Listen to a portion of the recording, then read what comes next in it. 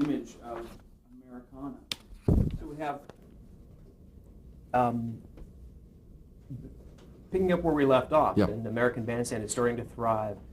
I would imagine people are starting to catch on that this is big business and there's a lot of money to be had here. Did corruption, did people's I'll give it to you in a greed- nutshell. At that moment in time, the world realized that kids might rule the world. They had their own music, their own fashion, their own money. Aha! All of a sudden they came in. Bandstand was a hit maker because radio disc jockeys would listen, program directors listen to it and say, we better be playing that. So simultaneously, several hundred radio stations and the most important kid television station all played the same music. At that point, and it has been the case since time immemorial, you can bribe people to play your goods.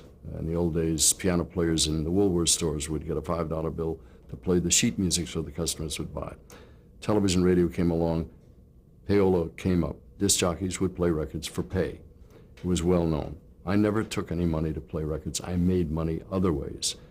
Since I only got $1,500 a week to produce 7.5 hours of television from ABC, I went into the music business. I was a manager of artists, a publisher of music, a manufacturer of recordings, horizontally, vertically, every single way you can think of. I made money from that show. One day a man offered me a $100 bill to play a record, and I asked him to leave. It was the only time anybody ever tried to bribe me. People who worked for my record company were commissioned to pay disc jockeys to play records. It was normal. It was legal. We declared it.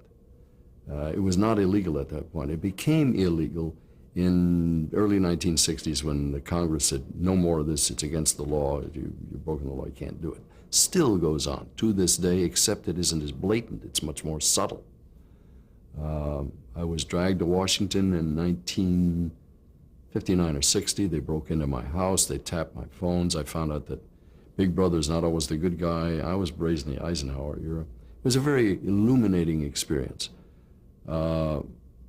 During the height of all of this, and they were really, it's not very interesting now because you know the government is crooked. You know that. You know politicians are not straight. We didn't know that then. I was invited to Walter Annenberg's house to a birthday party for one of his children at the height of the Paola investigations. He drew me aside. He was not the ambassador then, but the ambassador said to me, is there anything you haven't told us? Is there anything that they could uncover? I told them everything. I kept all the records, showed them all the records, all the things I had interest in. I was just, why not? I wasn't doing anything wrong. I was an entrepreneur. He said, is there anything that we need to know? I said, sir, I have told you everything. I haven't done anything I'm ashamed of. I hope I can live through this. He put his arm around me, and I'll never forget. He said, I don't know what he called me, my son or my boy, but he said, he indicated he was older than I, and he was in his 40s then. I looked up to him as an older guy. I reminded him of that the other day when I thought he was real old at 40. He said to me, don't worry about this if that's true. They're going to put you in a giant crucible. They're going to boil you in oil, but you'll come out harder and smarter, and you will survive. And that's exactly what I was able to do. You must have known people who were involved with payola, Yeah. were guilty of it. I mean, anyone involved Go in to your a book, show? read about it. I don't want to do it here. I've done it for 40 years. I'm to here with that. What ultimately happened? Next question. What ultimately happened with Bandstand? Where did it go from there? Through the ages? It lasted long? Bandstand, we left off somewhere in the 60s. We had a lot of different kinds of music. The art form had changed, that is music. Television had changed. It was much more elaborate. We moved from Philadelphia to LA in 1964. The kids were fashionably dressed at the time, bell bottoms and long hair and all of that. We went through the 60s protest era, into the 70s, the disco era, the madness of all of that, into the 80s. And in 1989, I was about to approach 60. And we had taken the show from ABC, who wanted it only for a half an hour a week. And I said, nah, we're going to syndicate it. And then we took it into cable television. And in its last dying days, it was being done at an amusement park, Universal, in a parking lot in the daytime with no lights and bare sets, and it hotter than the hinges of Hades, and it was a tough grind. And I looked at it one day and I said, boy, I always thought of the Bandstand as one of my kids. I got 3 kids. This is my 4th kid. I said, I really don't want it to be remembered that way. So it was my election, or it was USA Cable at that point. I said, We had a mutual option. I said, let's just let it go. I made a big mistake. I didn't realize it was October of 1989. I could have kept it on another 3 months, and then it would have been on in the 50s, 60s, 70s, 80s, and 90s. We missed the 90s by 3 months because I was of a mind to say, let's not remember it this way. It was a sad day. Dick Clark Productions, when did that begin and why? It was originally called Click Corporation, which is a contraction of Dick and Clark. We still have the corporation.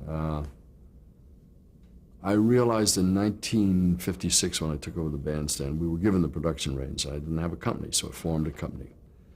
And shortly thereafter, I realized that I couldn't stay in front of the camera or behind the microphone the rest of my life. I'd get fired. I'd get too old. They would say, you've worn out your welcome. So I began to invest the talent fees that I got in the talents of other people. I gathered 2, 3 people together. This day, right now, we have over 1,000 employees, most of whom are not engaged in television. They're in other businesses. But it all started when I was 26, 27 years old, thinking, they're not going to let me do this the rest of my life, so I'll be a producer. And that way, I'll hire myself.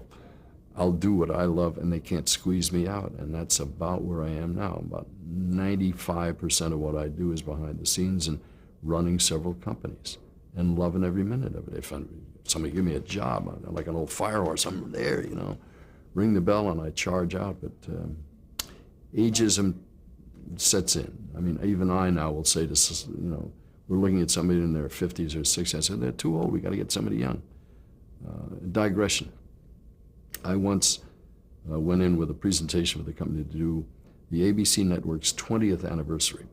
And we were all hyped up. We really wanted this job, and we were very, very good about it. We made an immaculate presentation, and Leonard Goldenson, a man I revere, like a second father to me. I mean, he stood by me in good and bad.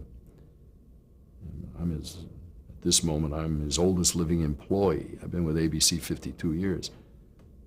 Pass. We're making the pitch, and this man who was then probably in his late 70s, I don't think he was 80 yet, he was well on in his years, finishes Dick, that's very nice, but it's way too old for us. And I suddenly realized age ain't got nothing to do with how old you are. As long as you're, you know, physically well, it's all here. And he was thinking young. ABC was the young network. And we gave him a presentation that was a little too stodgy. I said, Mr. Goldenson, give us another shot. It's what we do. We work with kids. I'll give you a youthful thing. We did it, and it was a great show.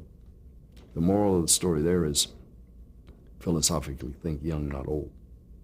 Do you feel that throughout the life of the American Bandstand, you were able to really continue to connect with the teenagers and the music?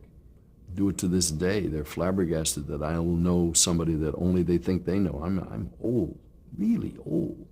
I mean, once you're past 30, you're old, but I'm really old. And if I can even speak to them, and there's no sense mentioning names now, because when people are looking, they say, who the hell was he talking about? But a current day name falling from the lips of some aged person like me to a teenager is fabulous. I'm very comfortable with kids because I learned something very young with all people. Whether they're very old or very young, you talk at the same level. You don't emulate them, you don't imitate them, but if you're talking to a 15-year-old, talk to them as if they're a 30-year-old. And it works. It makes them comfortable, it makes me comfortable. Same thing is true of handicapped persons and people of different ethnic backgrounds. If you make them feel it, this is the old trick of a good host. You don't want to look good, you want the other guy to look good. So get into it. I'm teaching that now, I'm passing that on to other people I work with. I learned so much being out there for so many years that nobody could teach you, and nobody taught me. I'd look at it and say, ooh, don't do that again. I saw it yesterday. We're doing a television show with a young man who's extraordinarily talented, but from a hosting standpoint, I dropped 2, 3 things on him. He had it, and he sucked up out of my head what it took me 20 years to learn, or longer. Do you feel that you learned often by mistake? Were there some major mistakes you made along the way? Yeah, I made a lot of mistakes, mostly in business. And then I learned how to protect your fanny at all times. Corporations are not to be trusted. Paperwork is a trail that sometimes is burned in the middle of the night. Now it's buried in a computer. There is no corporate morality. It's unfortunate. The bigness has gotten to be just dreadful. Backstabbing, cheating, stealing, lying, hiding undercover, pointing fingers. I got to be a real good businessman and a survivor. And I pride myself in being one of the good guys because I really believe good guys win. But you can't be stupid. If you're surrounded by thieves and conniving bad people, you got to know what they're going to do to you. And you just don't let it happen. And as you get more sophisticated, you learn the legalities of paperwork and little finagling things that happen. It's extraordinary what happened in the internet world. You know that story. I mean, a lot of rich people there. It's like the old days of the people that were the railroad barons and the lumber barons and the coal barons. Same thing happened in the electronic media. It happened during my livelihood period in the 50s, 60s, 70s, 80s with television. Now it's happening in the new media. That's another book. So do you consider yourself an entrepreneur or Oh, absolutely. personality? If someone, for some reason, been living under a rock their whole life, and kept, so what do you do for a living? What I would had you a say? serious problem this morning. I got up my wife and I said, what's on the thing? She gives me a little piece of paper. Here it is right here. So in this electronic world, I still go off a piece of paper. I said, man, this is rough. I got this television interview, and it's going to go down and be archived. Then I've got to go pitch a guy who is, and I say this with love if he ever watches, he's a peacock. He's really dressed. He's like an immaculately dressed person, good-looking guy, but the clothes of the thing. Then I'm going to have dinner with my kids. Well, my kids are now in their 30s, and I've got a grandchild and so forth. And we're going to a very, these words, I don't know what the word hips will mean anything years from now, but it's very in place. I don't want to be changing clothes 6 times a day, but that's my life. I'm a father, a grandfather, a businessman, a personality, a huckster, a salesman. And if I kept changing clothes all the time to get into those, I figure this will work for about everything. In this day and age, if I have to, I'll put a tie on for the peacock I'm meeting with later. I'll take it off for the hip joint. Maybe I'll take, because nobody wears coats anymore. They go out to dinner, the nicest restaurants, don't wear a coat. But that's an indication of my life. If you hung around with me for a day, you'd say, I never saw anybody wear so many hats. Usually they're a businessman, or you're a comedian or a singer, dancer, host, whatever.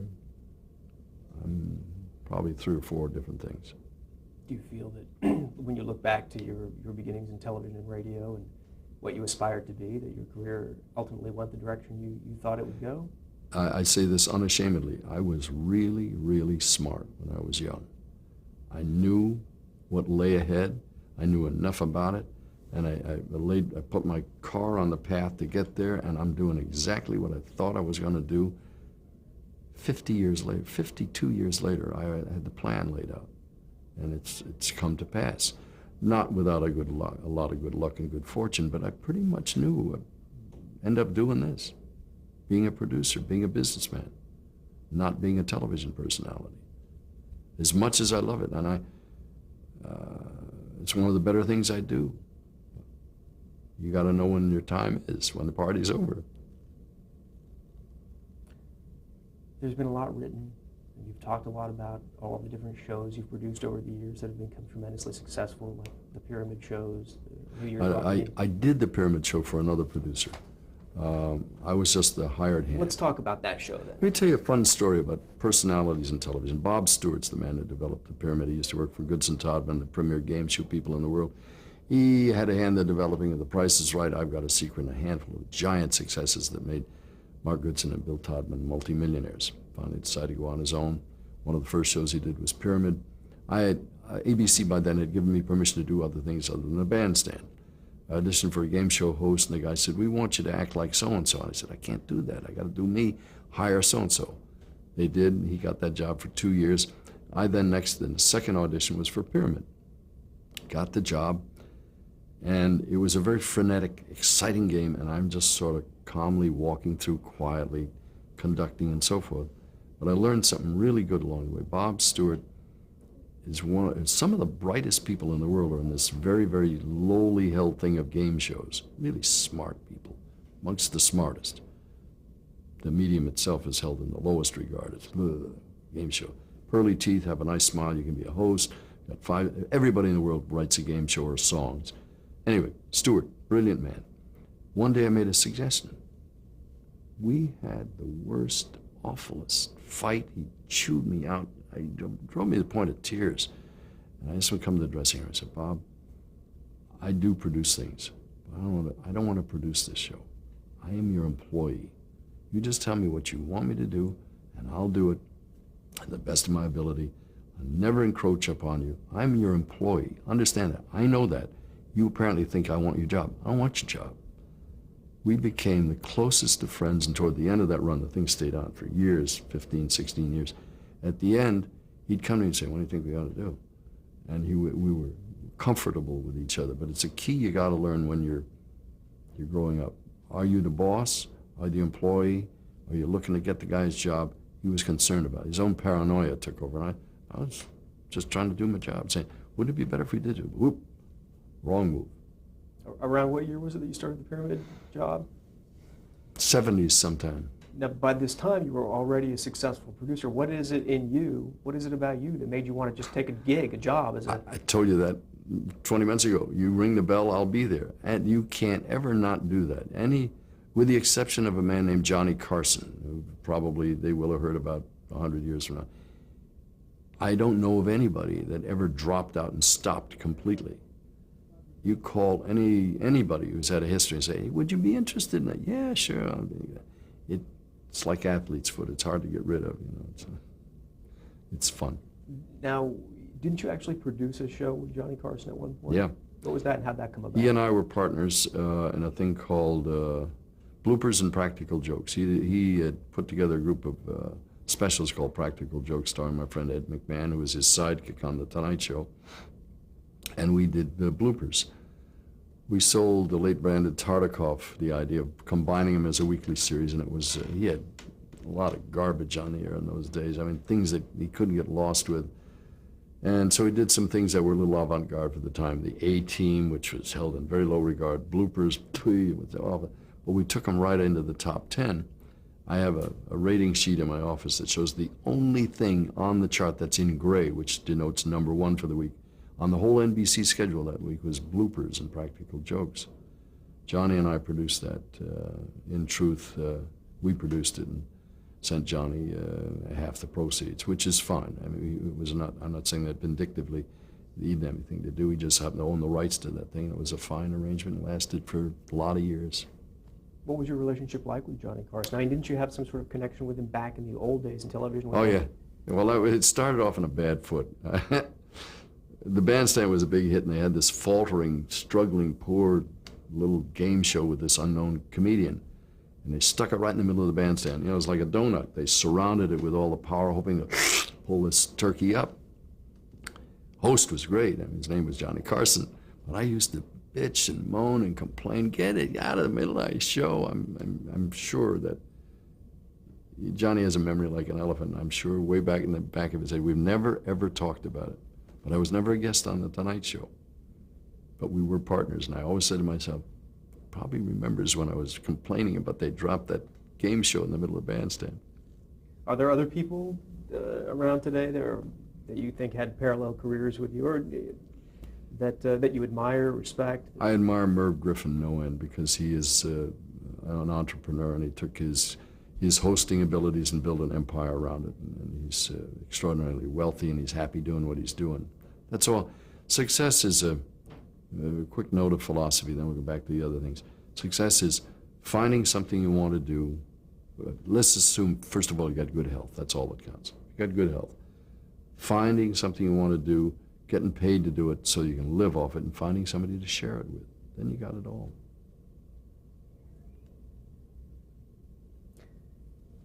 We won't be able to talk about all of the television shows that you've been involved with, and television movies, because you produced a lot of television films. Yeah. Are there some that stick out in your mind? Yeah, there are 2 or 3 that I would point to. We did a biographical film on Elvis that brought Kurt Russell up from the ranks of a Disney player in the flubber, rubber, dubber, funny movies he was doing. And they said, how can he be Elvis Presley? Well, he had it. And a talent lady found him and said, he's perfect, and it started his career. The other one I'm very proud of was an after-school special, a thing called The Woman Who Willed a Miracle. We had very little budget. Cloris Leachman starred, and it was a true story about an idiot savant who was cerebral palsied and blind. Very uplifting story of how this woman took him, raised him, nurtured him, gave him a life. And it eventually did very well. But I remember, and this is a business lesson, I'm on location, on a phone. A network executive who will remain nameless because at this moment he's still around. He's a friend of mine. Not too smart, but he's a friend of mine. Called me and said, this is the worst piece of trash I've ever seen. And we were all thrilled with it. I said, you what? Huh, what? This is never going to come together. It's junk. How could you do this to me? I said, you, sir, are mistaken. Not only of that, you shouldn't be in the job you're in. We're going to deliver it to you. Don't darken my door again. The show went on to win every award ever. The Peabody Award, the writers, the directors, Emmys, I think 17 individual awards. It was a classic, and it's still, I point to it with great pride. Now, another interesting side, that's where the little bile comes out when you're in the public eye. Some bonehead had the guts to write a critique and was glowing, wonderful, wonderful. And then it said, and how could something this good be connected to a guy like Dick Clark? I'm saying, no wonder you're a peon at a broken down manual typewriter somewhere working your brains out for bupkis. He must think I was stupid or unimaginative, or he had the wrong impression. That offended me. I never called him, never wrote him. You don't do anything with those people, but you do develop an impression. People think, well, he's a disc jockey, plays records, kids dance. Has he got any brains? And that I had to get over. That's when I got into heavy-duty producing. I think we've done, I've lost track, 7,000 or 8,000 hours of television at this point. And that's a lot. And it's in virtually everything there is, with the exception of soap operas and news. And even there, we dabbled in what I'll call friendly news, as it's known today, or non-news. We have been involved in it all. Speaking of criticism, there must have been other criticisms over the years. Oh, yeah. Of Bandstand, of you, and what are some of them, and how do you deal with that? You never get used to it. You feign to get used to it, but I don't respond that much ever. I mean, a Wall Street Journal the other day had some little darts in it that bothered everybody. I said, poor lady is just trying to make a living, trying to make grist for the mill. You always got to realize, most writers write to a punchline. They have the punchline already written, and they write backwards to it. I learned that many, many years ago. I was criticized in the old days because I was fronting a rock and roll show, and everybody hated rock and roll who was a newspaper person or a television critic. It was garbage. Sort of got used to that.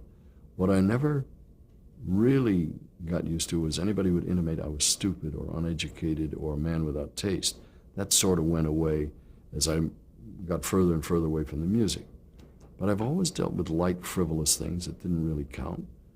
I'm not ashamed of that, because I think there's so much heaviness in our lives anyway. Somebody's got to be the class clown. Somebody's got to bring a laugh to you. There's absolutely no redeeming cultural value whatsoever to bloopers. But it's been on for 20 years. We all make mistakes.